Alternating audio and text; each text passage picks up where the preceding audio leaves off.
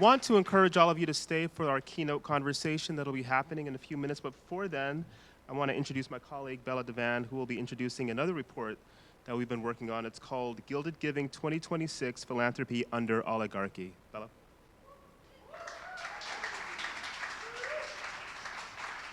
Hi, everybody. How are you doing? It's so wonderful to be here with all of you. My name is Bella DeVaan.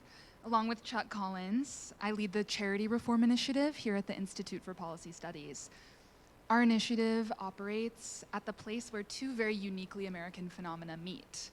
One, our culture of generosity, of charity, of voluntary association. And two, our extreme and breathtaking inequality. We produce transparent and original research that makes the case for transforming our broken philanthropic system.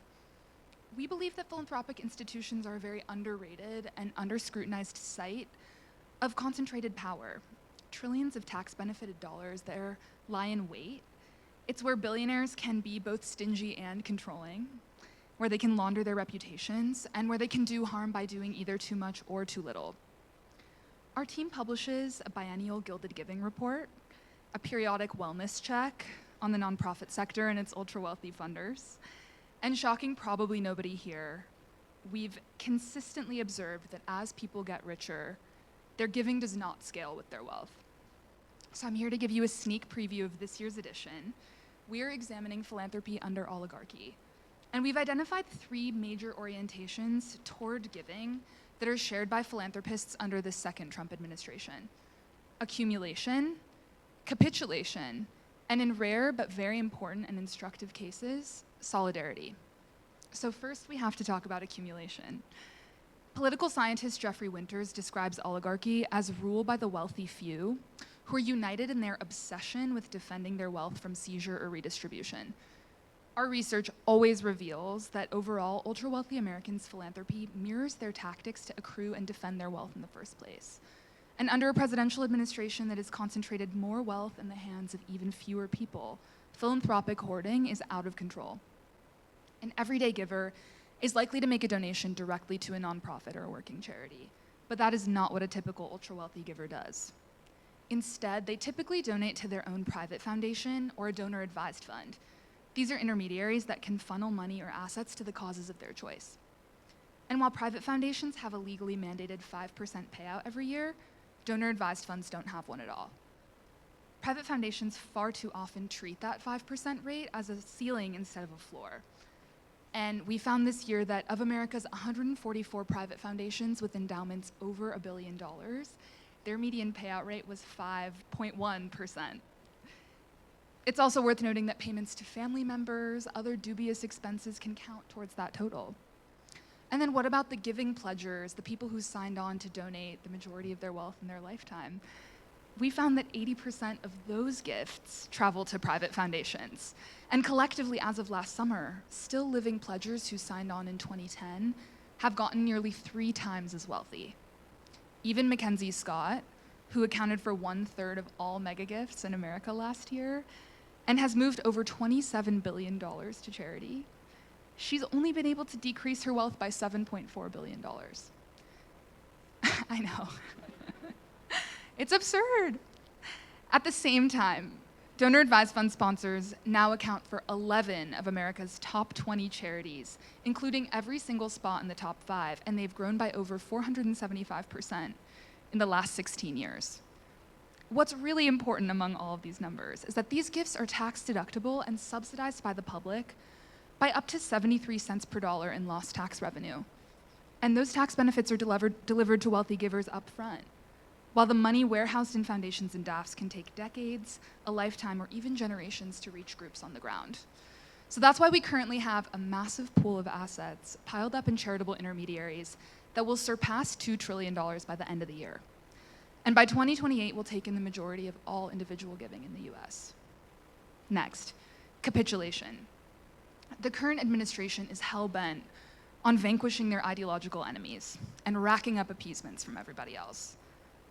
They're creating new terrorism definitions, holding bombastic congressional hearings, extracting settlements from universities, chilling speech, and abusing unelected power in the executive branch. many grant makers have been trying their best to just avoid the president's wrath. Take Mark Zuckerberg and Priscilla Chan as an example.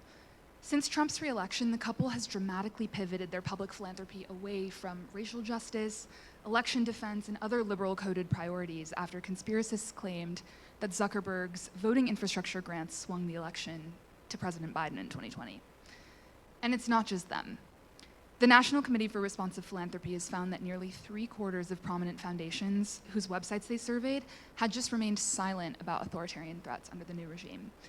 And dozens more had made edits to their copy to, quote, comply in advance with arguably illegal executive orders that attempt to forbid the promotion of DEI in the social sector. Major commercial donor-advised fund sponsors, which manage hundreds of billions in philanthropic capital, paused their grant making to the Southern Poverty Law Center after a DOJ indictment. And meanwhile, one of those DAF sponsors, DAF Giving 360, which is run by Schwab, continues to funnel hundreds of millions of dollars into Leonard Leo's right-wing network.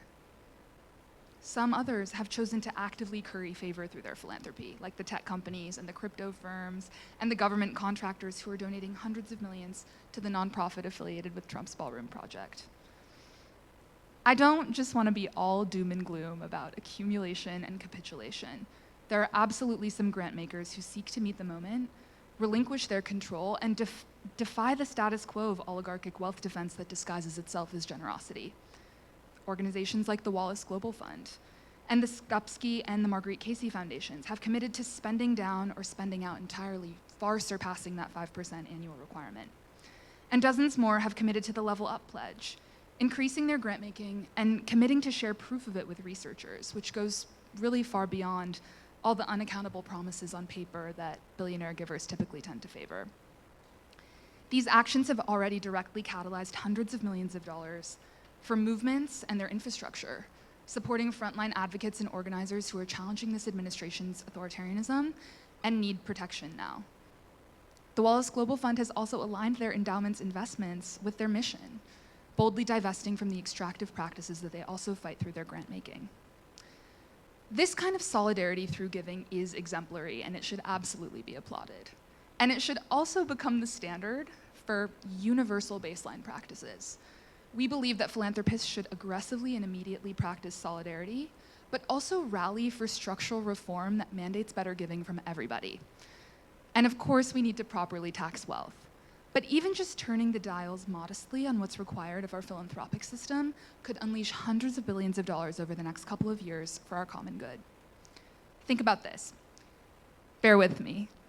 If even just the 121 foundations that have over $1 billion that didn't pay out 10%, just did pay out 10% in their most recent year of tax filing, they would have given out an additional around $23 billion to charity. That absolutely rivals the total amount of funding that goes towards social movement infrastructure each year in the United States. Or think about how much good that dormant capital could do for our people in another way. IPS's National Priorities Project figures show that this around $23.4 billion could equal the cost of fully restoring the SNAP cuts made in H.R. 1 and provide a year of Medicaid coverage for over 560,000 people. So we hope that our report inspires grant makers to evaluate themselves frankly.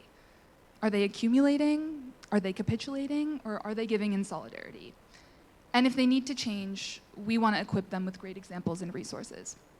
But we also hope that our work rallies everyday people and all of you in this room to understand how charity reform, how reckoning with elite philanthropy is essential to any movement, any agenda to fight fascism and topple oligarchy in America. Please check out our report when we release it in a couple of weeks, and thank you very much for your time.